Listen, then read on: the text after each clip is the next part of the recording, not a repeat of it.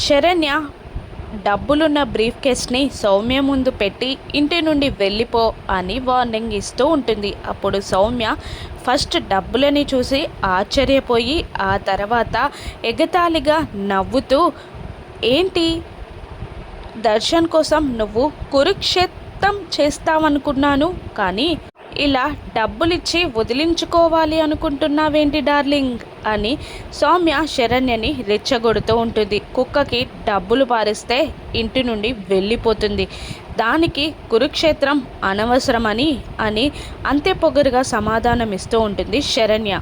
నాకు డబ్బులు అవసరం లేదు, దర్శన్ కావాలి. దర్శన్ వల్ల నా శీలం పోయింది, నాకు దర్శనే కావాలి అని సౌమ్య శరణ్యకి వార్నింగ్ ఇస్తూ ఉంటుంది.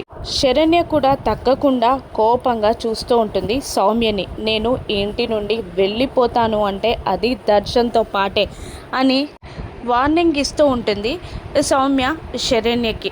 నా తాళితో నీకు ఉరితాడైనా వేస్తానే తప్ప నా తాళిని నేను వదులుకోను. నువ్వు దర్శన్తో వెళ్ళిపోతానంటున్నావు కదా, ఆ దర్శన్తోనే, నా దర్శన్తోనే నిన్ను ఇంటి నుండి బయటికి గెంటేస్తా అని శరణ్య కూడా తగ్గకుండా సౌమ్యకి వార్నింగ్ ఇస్తూ ఉంటుంది. ఈ ఛాలెంజ్లో ఎవరు గెలుస్తారు? సౌమ్యని ఇంటి నుండి శరణ్య గెంటేయగలదా? రాను ఎపిసోడ్స్లో చూద్దాం. Thank you for watching.